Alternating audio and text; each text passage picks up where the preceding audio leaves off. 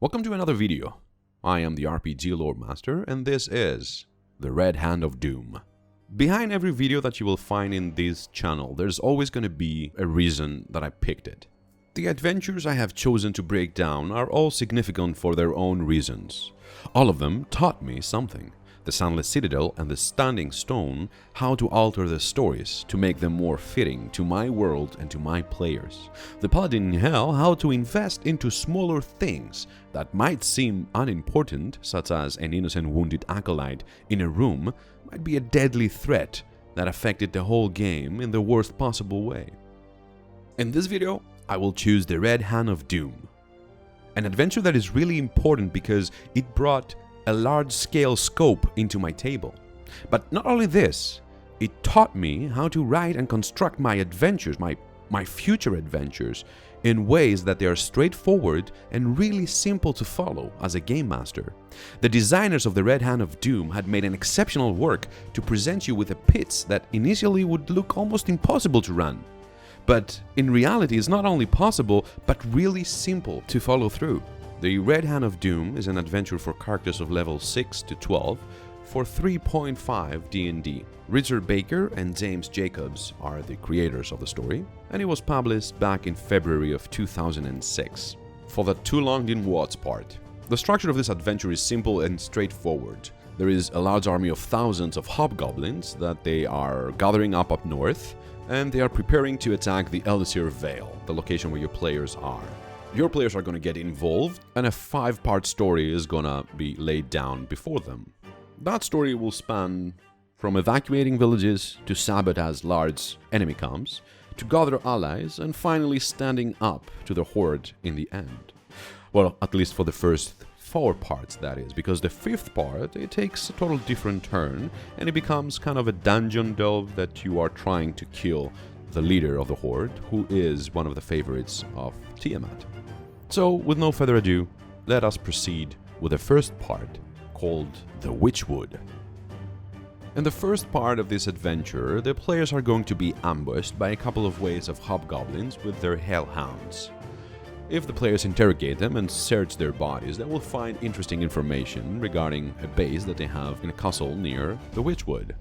Let me take a moment here and just appreciate how well done this adventure was made. The map of Elysir Vale, which is the location that the horde is going to attack and invade, is beautiful. We have the towns, we have the villages, we have everything we need to run the whole adventure in it.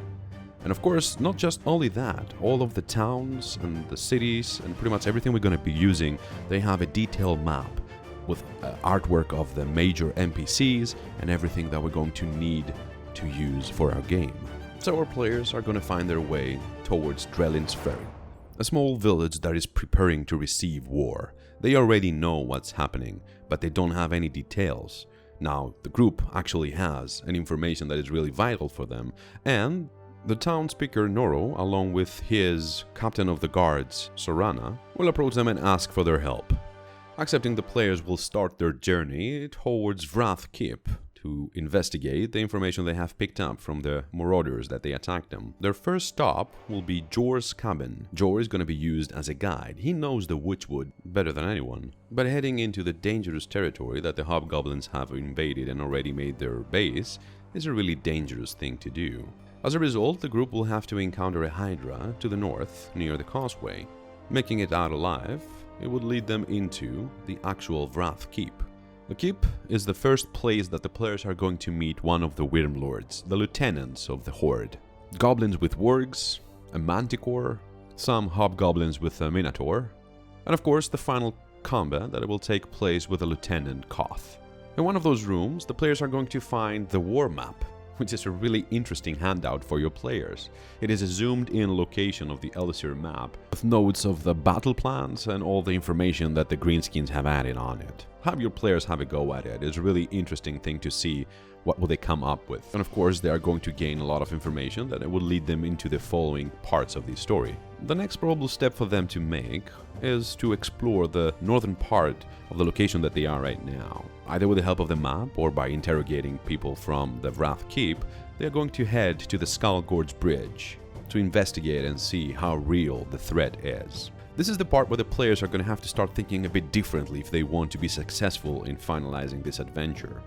Many of the random encounters are with powerful monsters that they can be used as allies into the Great War against the Greenskins. It's up to the players to decide if they want to just kill the enemies or find clever ways to bring them on to their side. And this will happen on their way to the Skull Gorge Bridge, finding the giants.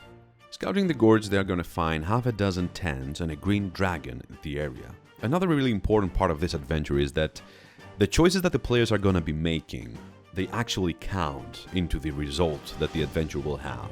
As a game master, you will have to always keep tally of the important things that the players are doing. The designers have already thought and put into the book a lot of the things that really matter. Of course, you're free to add as many as you like, but this is one of those situations. If they actually manage to deal with the Skull Gorge Bridge camp, they move on to the north and they find out that there's a huge army waiting for them there. Causing any damage to the bridge will gain them some days. You always have from now on to count the days that they actually are passing. Every rest counts, because the actual horde has a specific timetable of how they're planning to do their attack. Based on the things that the players are doing, that timetable is going to be affected. For instance, if you destroy the Skull Gorge Bridge, you're going to hinder the movement of the horde a lot, and that will give you the opportunity to go back into Drellin's Ferry and convince the people to evacuate before the actual first waves of the invasion approach to them. And that's a really important victory in this adventure. If the players fail to gather all this information from these important areas like the Wrath Keep, or for instance the Skull Gorge Bridge, or even seeing the actual army being in Cinderhill, they're going to return back to the village, and slowly they're going to be the recipients of devastating attacks that slowly are going to be increased. Those will start simply with goblin raids, but if the players sit in the village and they do not convince them fast enough that they are in danger, these attacks are going to escalate into more grave and dangerous ones. Monsters like chimeras and manticores will escort the goblins into their attack, and eventually they will realize that there is war coming their way.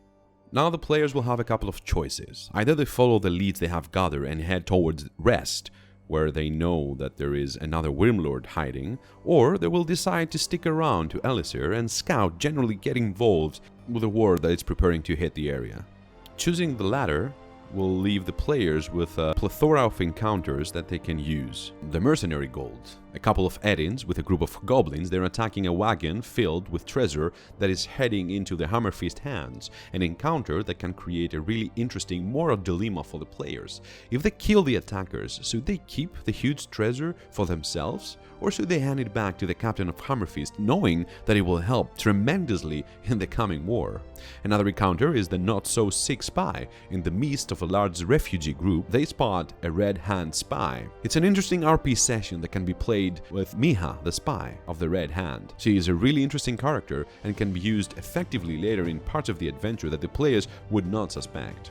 Marked for Death is another encounter that the players could stumble upon in their travels within the Elisir Vale. The hobgoblins leave a bait for the players to lure them into a deadly ambush.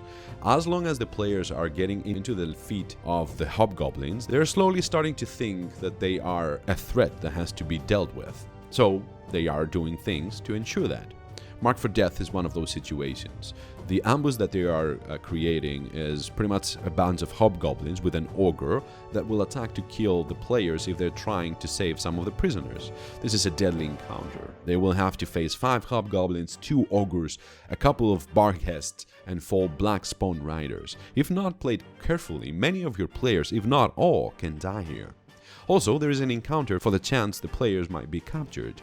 A detailed timeline of what happens to the players while they are imprisoned is given, and of course, several opportunities for the players to escape, giving them the chance to return to the fight against the Horde.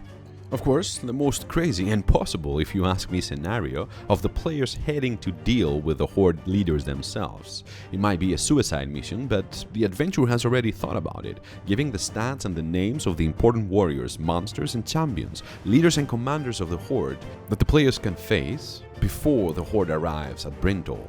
That would lead to a significantly lesser Horde attack if the players manage to deal with those threats.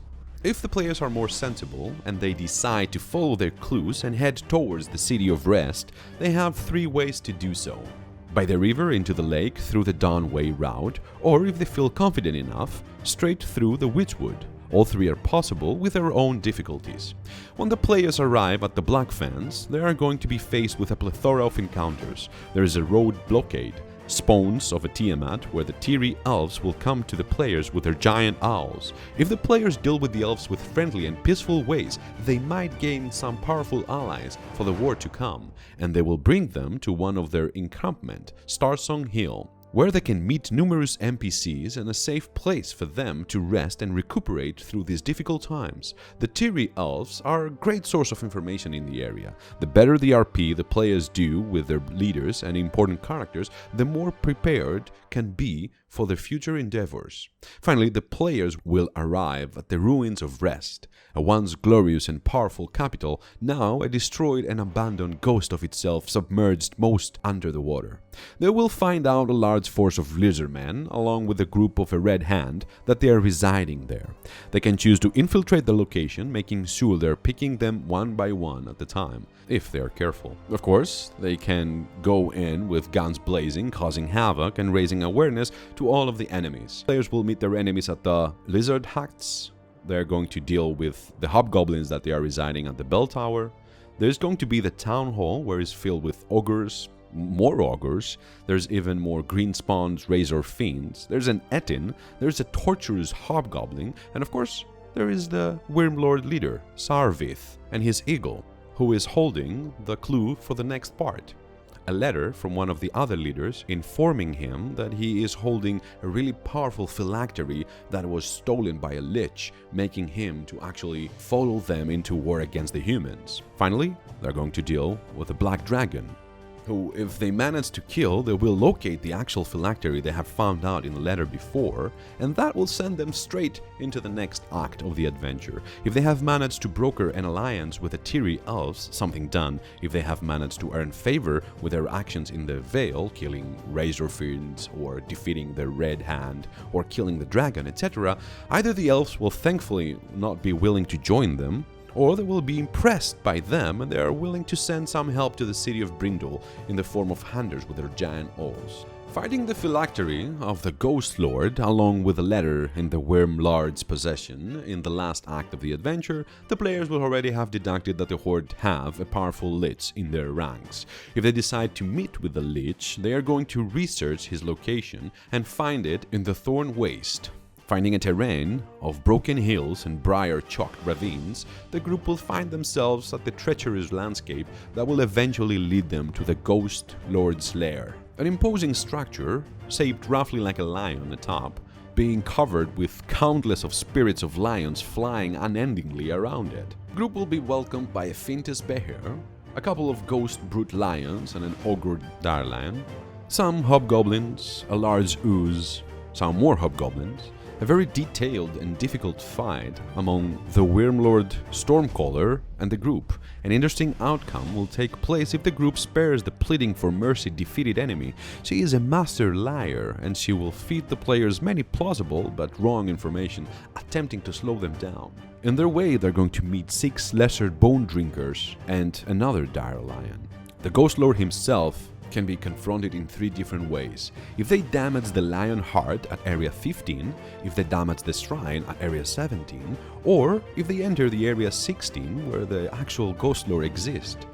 They're going to try to convince him and probably making him abandon the Red Hand. If they have the phylactery, he might do so if they are convincing enough. After all, the damn hobgoblins of the Red Hand managed to steal his phylactery from his vault room. And thus having the 3rd part of this adventure to come to an end, with the players having to make some really important decisions. Will they head to Brindle to protect it by the marching horde, or will they ignore the attack, leaving the city to be razed and head to the Fane of Tiamat to deal with the mastermind of all the hobgoblins? Well, this will be found out on our next video, on the Red Hand of Doom Part 2. Thank you for being here and watching this video. If you enjoy this content, leave a like and subscribe to the channel, it really helps. Also leave a comment below, what other adventure would you like for me to go into next time? I have a couple in my mind, but I would definitely appreciate some of your input regarding that. This was the RPG Lore Master, and welcome to my table.